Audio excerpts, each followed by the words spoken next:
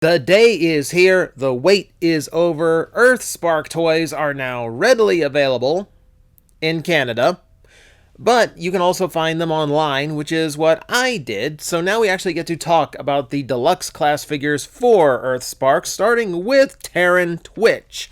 One I've really been excited about just because I love the design, I love the character, and yeah, I'm super happy about this. Okay, so just to get this out of the way, keep in mind, we're talking about an Earthspark Deluxe, which is comparable to your Cyberverse Deluxes from the past.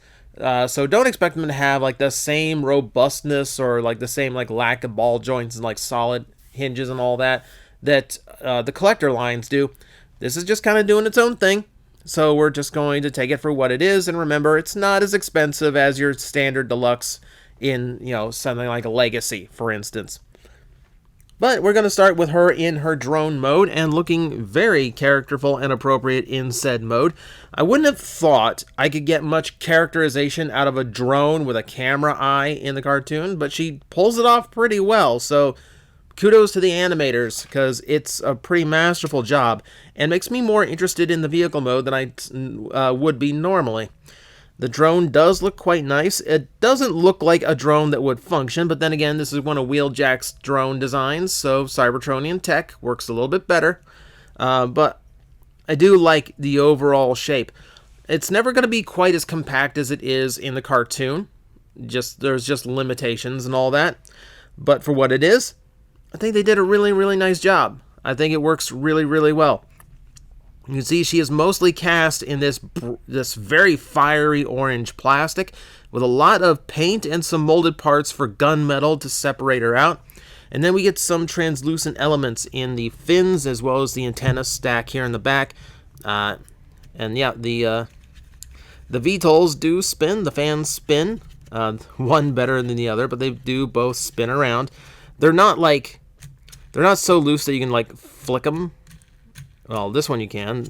Yeah, this one's a little bit too tight. But, they're there. They're not really going to, spin or flutter or anything, but good enough. Good enough. It gets the look across. At least they can rotate. So, on the underside, you do get a bunch of her robot mode bits, as well as the gun, which we can detach and give her a little bit of a cleaner profile, though that does expose a little bit more of her robotness there on the underside. On the bottom, you can see these Laserbeak-esque feet, which we can lay her down on without scraping up her arms. Always a nice thing. However, if you do want to display her in flight, there's a stand on the inside. Going to be really hard to see, even if I focus in on it. But you can see like there's a little 3mm port for your display stand, so you can plug right in there and give her any kind of flight pose you want. Great to see. Beyond that, a little bit of black for the intakes, the yellow for the eye, of course. You can see her head tucked down in there. I do like when a transformer is seeing out of the same area in both robot and vehicle mode. I think that's a nice little touch. And beyond that, yeah, she's just this cute little drone bot that I really, really like. So, not too bad. So, there's not a whole lot to these, so we can kind of go straight into the transformation here in the robot mode and kind of make a short review out of this. It's not like we can go like too heavily into what goes on here. You can adjust these VTOLs, by the way. They are on ball joints, so they turn and rotate, so she can be like speeding forward. She could be flapping and emoting. She's got a lot of little posability to her in those. Nice to have. But for the robot mode, we're going to get those out of the way for the duration of the transformation, just so nothing gets clipped. And for this, we're going to start by starting to disengage tabs, which is going to start on these two on the underside of the vehicle mode. And then from underneath what are going to be her armpits in the robot mode. Now, this toy does have a little bit of an issue on mine where this front section really doesn't want to fold up all the way. You can see how it kind of springs back into position. Luckily, the things that tab in to secure it do hold it in the correct spot. But it is a little bit annoying that it kind of wants to look down all the time. So it could be a little bit smoother. It could just be mine doing that. Keep in mind, like a lot of flaws or mileage may vary. But with that out of the way, I'm going to extend out the legs and fold them in. Tuck them into the spot. Make sure you hear that click to tab them in. adjust the feet like so, and then rotate 90 degrees. That's going to be the legs all done. We can go ahead and separate this out just to get these little wings out of the way. Open this up. This is another tricky little part because these little tabs here on the biceps are going to tab into this this little spinal piece for the stand, but it's in open slots, not closed ones, which means getting them in and securing them, they like to slip out once in a while, so you're going to have to fiddle with those in order to get those to work 100% of the time. Go ahead and close up the legs and adjust like so.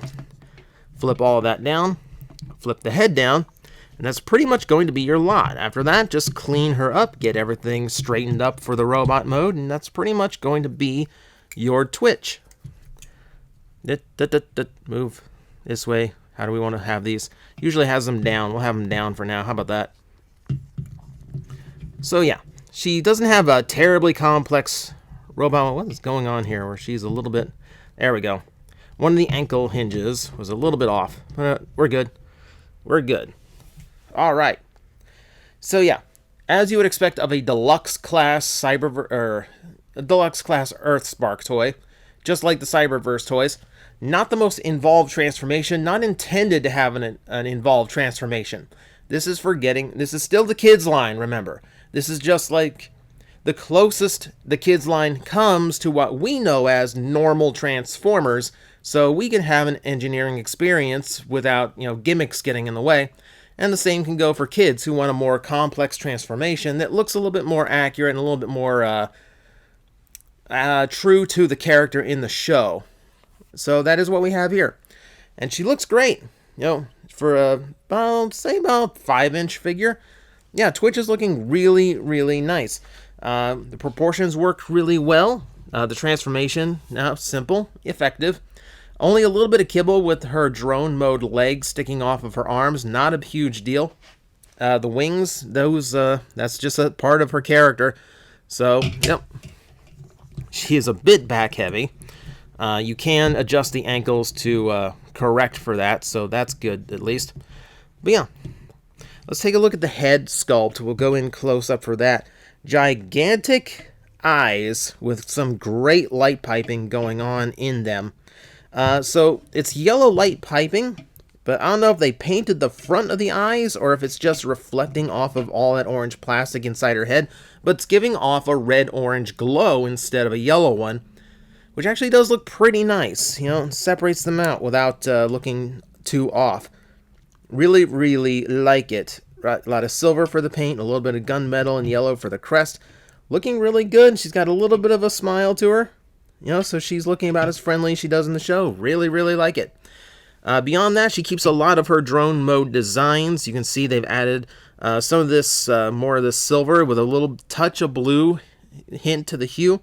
A little bit more of the blue plastic is now showing too in the waist as well as the biceps. More gunmetal on the forearms as well as going all the way through the legs. For a, air quote, cheaper toy, quite a bit of paint going on in order to get her character across, which looks really, really nice. Really good that they saw that, I just did this video about how, the main characters of a show, the kid appeals, tend to get bad toys. So it's really nice when one comes up like this that is fine. She looks good. She isn't really doing anything wrong. I'm actually a big fan here. Now, that's not a pun on her VTOLs, by the way. Though she is looking quite a bit like the little sister of Windblade, now that I think about it.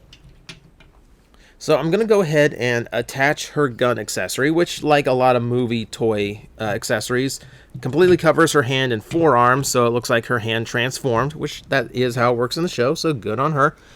Again, gunmetal, a little bit of orange this time to convey that it is heating up and ready to blast.